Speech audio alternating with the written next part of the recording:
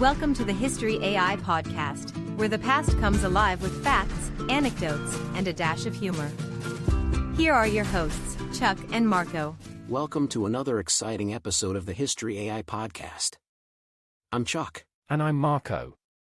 We're taking you on a journey back in time today to explore the life of Vlad III, also known as Vlad the Impaler, and sometimes Vlad Dracula. That's right.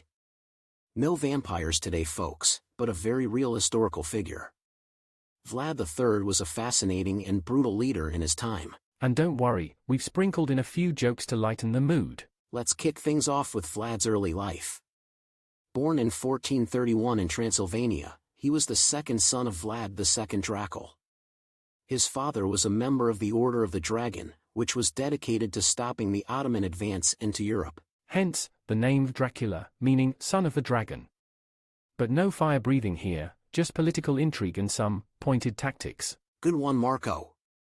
Vlad's family was a part of the Wallachian nobility, and they had a history of fighting for their land and their rights. The young Vlad grew up in a tumultuous period marked by internal power struggles and external threats. Moving on to Vlad's talents, apart from his obvious military acumen and, let's say, unique methods of punishing enemies, he was also known to be very intelligent and spoke multiple languages. You might even say he was the point of reference for multilingual leaders of his time. Let's deep dive into his kingdom. Wallachia, where Vlad ruled, was located north of the Danube River and south of the Carpathian Mountains. It's a region that's now part of modern-day Romania. In terms of geography, it had dense forests, rugged terrain, and was strategically positioned between the Ottoman Empire and the Kingdom of Hungary. Population stats are a bit murky for that era, but Wallachia was home to a mix of ethnicities, with a majority Romanian population. The total population would have been in the hundreds of thousands. Now, onto Vlad's rise to power. After his father's assassination and his brother's brutal death, Vlad sought revenge and also aimed to reclaim his father's position as voivode, or ruler, of Wallachia. He managed this with support from the Hungarians, and his first reign began in 1448. However, his time on the throne was short-lived due to political machinations and battles for power. He regained the throne several years later and began his infamous rule. His leadership style? Let's just say, it was pointed. And by pointed, Chuck means he impaled a lot of people. Vlad's cruelty is stuff legends are made of. Impalement was his signature method of execution. Victims were usually placed on long, sharp stakes that were then raised upright. It was a slow, agonizing way to die. But it wasn't just the act itself, it was the scale. He once impaled 20,000 Ottomans outside the city of Targovist to create what was described as a forest of the dead. This gruesome sight was meant to deter Sultan Mehmed II, and it worked. The Sultan, upon seeing this forest of his impaled forces, decided to retreat. His actions were driven by a mix of political strategy, personal vendetta, and, of course, psychological warfare. Vlad believed that these extreme measures would establish his authority and frighten his enemies. Speaking of enemies, let's discuss his successes against the Ottomans. During his reign, the Ottoman Empire sought to expand its territories. Vlad, determined not to become a vassal of the Ottomans, resisted. While the Ottomans had a larger and more seasoned army, Vlad used guerrilla warfare tactics and his intimate knowledge of the terrain to his advantage.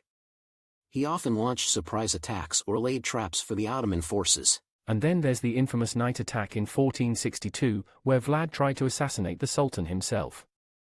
While he didn't succeed in killing Mehmed II, he did manage to inflict heavy casualties on the Ottoman camp and momentarily halt their advance. Post this attack, his reign saw a period of relative stability, but he was eventually imprisoned by the Hungarians on false accusations of treason. He regained the throne once more in 1476 but faced yet another Ottoman invasion.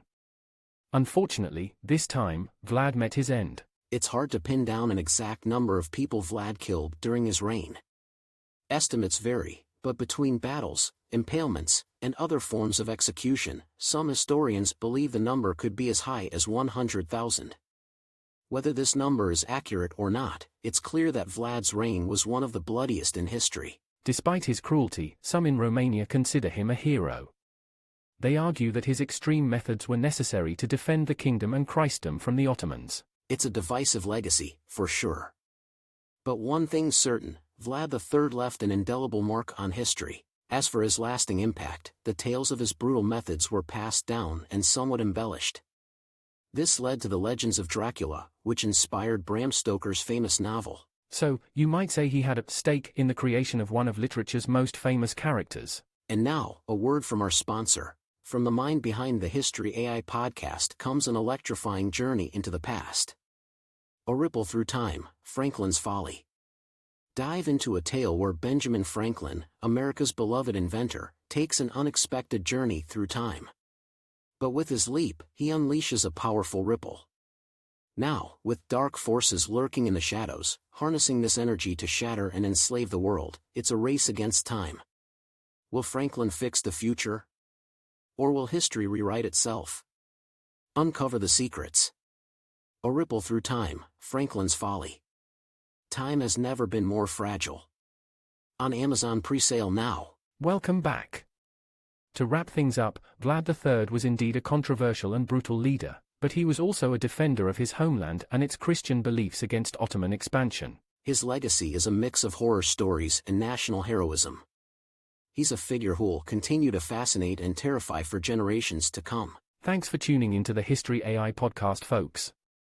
We hope you enjoyed this deep dive into the life of Vlad III. If you did, please subscribe, rate, and share this podcast. We appreciate all your support. Stay curious, and we'll catch you in the next episode.